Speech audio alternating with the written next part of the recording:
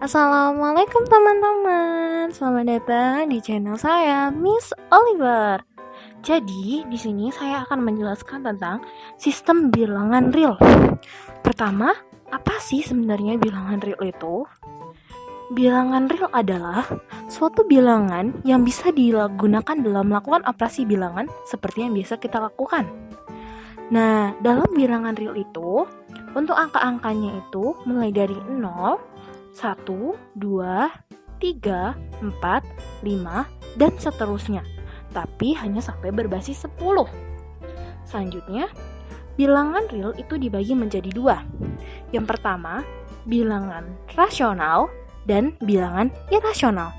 Bilangan rasional adalah suatu bilangan yang dapat berbentuk pecahan A per B dengan A dan B merupakan bilangan bulat serta B tidak boleh sama dengan 0. Contohnya 2 per 3, 3 per 7, 11 per 23, dan lain sebagainya. Bilangan rasional juga dibagi menjadi dua, yaitu bilangan bulat dan bilangan tak bulat atau pecahan. Selanjutnya, bilangan irasional. Bilangan irasional adalah suatu angka yang tidak dapat dinyatakan dalam bentuk pecahan A per B. Tetapi, bilangan irasional dapat ditulis ke dalam bentuk angka desimal. Contohnya adalah pi 3,141569. Selanjutnya, sifat-sifat bilangan real. Yang pertama, sifat komutatif, penjumlahan dan perkalian. Rumusnya, A plus B sama dengan B plus A, dan A dikali B sama dengan B dikali A. Jadi ketika suatu angka yang sama dijumlahkan ketika diputar posisinya, hasilnya akan tetap sama. Selanjutnya, sifat asosiatif penjumlahan dan perkalian.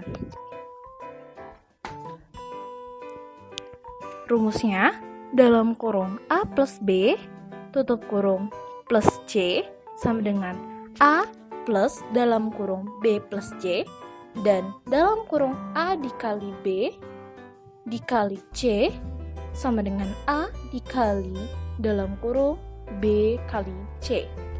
Hampir sama seperti tadi ya, tapi jangan lupa ketika dalam matematika jika ada tanda kurungnya, maka akan didahulukan terlebih dahulu yang ada di dalam kurung. Selanjutnya, sifat distributif perkalian terhadap penjumlahan dan pengurangan. Rumus-rumusnya ada 3. Yang pertama, ketika A dikali B plus C dan A dikali B plus A dikali C, itu hasilnya sama. Karena kan bisa kita berikan contoh.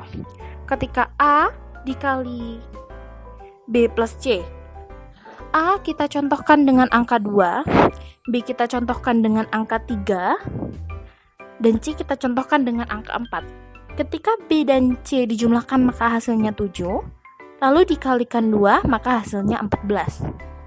Lalu kita coba dengan rumus setelahnya.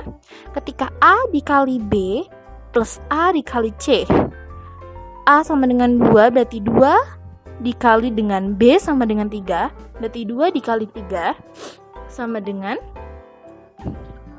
6.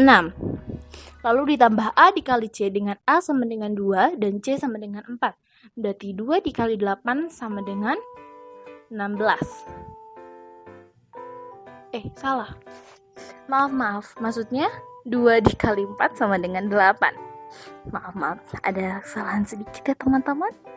Selanjutnya, ketika A dikali B dikurang C sama dengan A dikali B dikurang A dikali C. Maka seperti tadi ya caranya. Tinggal kita masukkan angka yang akan kita contohkan saja. Selanjutnya yang ketiga, ketika A dikali B plus C min D, itu hasilnya sama dengan A dikali B plus A dikali C dikurang A dikali D. Selanjutnya, penjumlahan dan pengurangan pecahan untuk penyebut yang sama. Ini rumusnya ketika A per C plus B per C, dan B per C plus A per C. Oh maaf, ini sepertinya tadi ada yang kurang sedikit ya. Itu harusnya tadi saya lupa menambahkan. Untuk di bawahnya harusnya ini nanti saya tambahkan lagi. Untuk ini cuma tandanya kita ini saja ya. Kalau ini kan tandanya plus, nanti kalau misalkan di rumus lain itu kadang ada yang dikurangi, tapi nanti pengaruhnya sama. Kita misalkan seperti tadi ya, untuk A-nya itu sama dengan 2, B sama dengan 3, C sama dengan 4. Karena penyebutnya itu sama, jadi penyebutnya tidak perlu dijumlahkan lagi karena sama. Jadi yang kita jumlahkan hanya atasnya. Jadi ketika 2 ditambah 3 sama dengan 5, dan untuk penyebutnya itu sudah sama dengan 4, maka hasilnya 5/4. Ketika dibalik juga hasilnya sama, dan ketika diganti pengurangan juga tetap. Ketika dia posisinya dibalik juga sama, karena penyebutnya sama jadi tidak perlu dirubah. Ketika dilakukan dengan pengurangan, hasilnya akan jadi 1/4. Selanjutnya, penjumlahan dan pengurangan pecahan untuk penyebut yang berbeda. Jadi, ketika A per C plus B per D dan B per C plus A per D. Sama seperti tadi ya, penjumlahannya tinggal dirubah saja menjadi min. Sama seperti karena C per D-nya untuk penyebutnya itu berbeda, maka kita samakan dulu penyebutnya. Kita samakan. Misalkan untuk penyebutnya itu kan tadi ada 4. Lalu untuk C-nya itu kan sama dengan 4.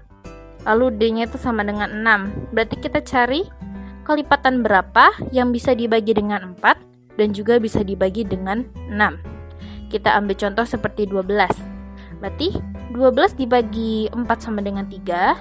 Karena tadi A-nya sama dengan 2, maka 3 dikali dengan 2.